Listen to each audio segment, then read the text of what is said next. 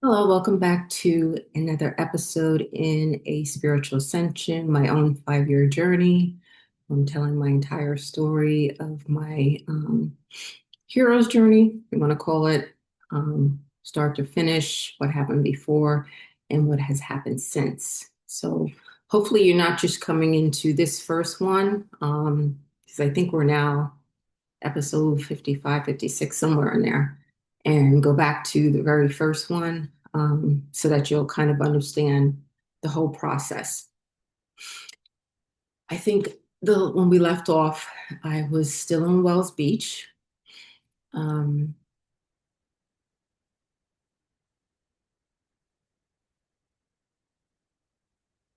Trying to get my timeline here. So I do remember I had said something to you guys about the weather was still kind of chilly. And I think I had said that when I had left, thinking that, it was May, it was going to be warm and, outside, and that I really only needed lightweight clothing. And when I had stopped in Burlington, Massachusetts, I had bought this heavy wool sweater and really good quality sweater, but it was on sale. So I said, oh, like I'll keep it for next winter. Because I heard about, the winters up north. Um, Not knowing that I was going to end up sleeping in my car. Well, not, I shouldn't say again, but being outside again. And so at nighttime, I would take that sweater and put that sweater on, and that kind of kept me warm. I just had some lightweight jackets. My heavy coats were packed away in suitcases, and I did have a blanket and pillows that I was using at nighttime. So I would just put the pillows kind of on the passenger seat and kind of just lay this way. And I wanted to also be ready in case someone came and knocked on my door, my window or something like that and said, you can't be here, because I wasn't familiar with the area. So I didn't want to completely just like, lay down. Also, I had all my stuff that I had brought with me in the back, so there was no room for that. I was also noticing too that, and I don't know if I mentioned this before, there's a reason why the universe made us so that we need to lay flatly, and so that our is for our circulation, as you know. And because I wasn't getting the circulation, that rest that night with, laying flat, and my legs still down in the driver's, area, um, my ankles began to swell up from fluid, and just starting to wear sandals a little bit, and just really bothersome kind of during the day. So if you do ever notice people who you come across who may be homeless, or, or kind of always sleeping on a park bench or something like that, their ankles or legs may be swollen, or feet, because they're not getting that proper circulation. So that's just another thing, consideration as far as what homeless people go through. And I think this whole experience for me was to kind of understand what people have to go through, um, as far as homelessness. Like, this was my lesson in life, was to understand that. So anyway, there had also been like something about, just check this. Okay. There had also been something about needing to touch the water. And as I've said before, water is very healing. It's also a conduit of, intuitive information. And I kept putting it off because I'm like, that water's cold. I'm not going near that water. But I would sit in my car by the beach in the parking lot, and you could really overlook, like you were almost practically in the water. If anyone is familiar with Wells Beach in Maine. So now we're coming to probably like Thursday, Friday. I was alternating sleeping in a hotel one day, and then kind of the next night I would stay in the car.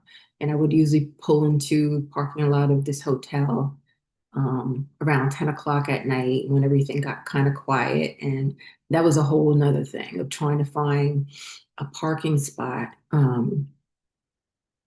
that was like I knew that no one was going to come during the night, or that I could get out of there before 4 or 5 o'clock in the morning. And a couple times, I don't know if I was caught or not, but I guess guys who like a big truck did work, some kind of work, and all of a sudden 4 o'clock in the morning they got up to leave the hotel, and like they would have been on the other side of me, and I'm not sure if they could see me kind of laying down and have started like that might have happened once or twice, but like nothing came of it. And like right after that, I kind of acted like I was starting my car and then took off. And then I would always go to Wells Beach to watch the sunrise. And that was one of the best parts of that whole experience. Um, Getting a little frustrated as far as not getting any information, like, Spirit, what do you want me to do? Where am I supposed to go? I did know, had that feeling like I was supposed to be in Maine. Yes, you are supposed to be here. And no longer feeling like I was supposed to be in New Hampshire. Um, During the day, I would usually go to the library sometimes for a couple hours or just take a drive somewhere. Um, a couple of times, I think I don't know if I went back down to Portsmouth or not. I don't think I did at that particular time.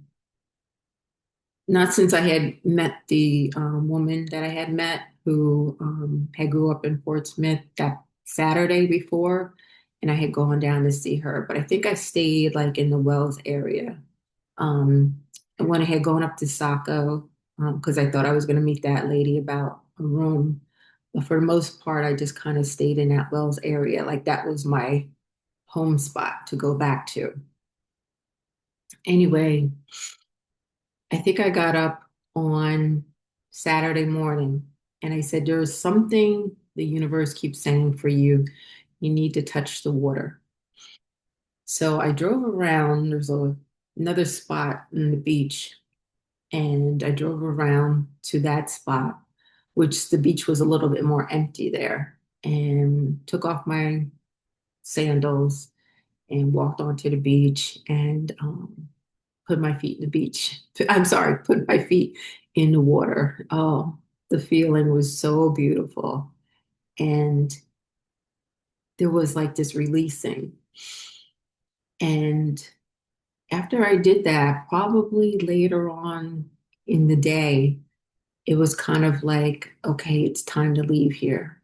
It's time to, like, I felt like I was being pushed north, like to go northward. And it's funny how like the universe will stop and say, okay, you're not getting it. We need you to do this. And once you do that, like the information will come. And because I was refusing myself to say, I'm not putting my feet in that cold water, um, I probably hung around that area for longer than I needed to. So the next, so I think that night I stayed in the car overnight. And when I got up in the morning, there was this feeling like it's time to leave Wells. It's time. I felt like there was a push to go north. And I drove up Route 1 because that's the thoroughfare that, how do you say that? Thoroughway that kind of goes along the beach area. And ended up in Scarborough. So anyone that's familiar with Maine will actually know all these towns I'm talking about. Ended up in Scarborough. I had went up a little bit more north, and you kind of hit that whole area of South Portland, and the main mall was there. And I'm like, oh my goodness, I didn't know all this was around here. And I think I had purchased for my laptop, when I packed away my charger for my laptop, I could not find it all of a sudden. And I had no idea where I had packed it at. And I had gone, tried to go through all my stuff, and I couldn't find it. So I think I went to Best Buy by Portsmouth. And the guy said, if you end up finding it, just return this one. So I said, okay, good. But I didn't end up getting finding it till I ended up in, I guess, Wells or something like that, or Scarborough. And I got the thought, well, this thing costs $100. Let me return this one because now I have two of them and I only need two of them. Let me return it, and then I can get that $100 back, which, at that point, I was losing out on a lot of money. And when I went to the Best Buy in South Portland by the main mall, I think they give you only a week. And now I had been like 2 weeks. And I was like, oh. So now I'm stuck with two chargers still. And I don't know if you could exchange it for something else, but I was just like, you know what, forget it. Actually, it works out because it works for my phone too. Um, so now we're talking about Sunday. Got checked into a hotel on Sunday,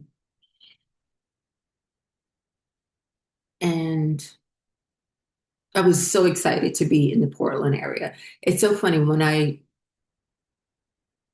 guess in my mind, I had kind of thought that years ago when I had did all this planning, like I'm going to New Hampshire, Maine border, that I would start my life out in New Hampshire because I was just loving everything about New Hampshire.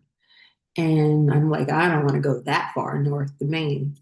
And I had saw Portland on the map and said, okay, I know I don't want to go. Portland seems like it's way up there to me, coming from New York. And I'm like, I don't want to go anywhere past Portland because that seems extreme. And Monday, when I checked out of the hotel, I said, well, let me go into Portland and just see what it's all about. And so I ended up driving into Portland that day and just taking the day kind of walking around. Parking was super expensive, which I was kind of upset with myself for spending that much money on parking. And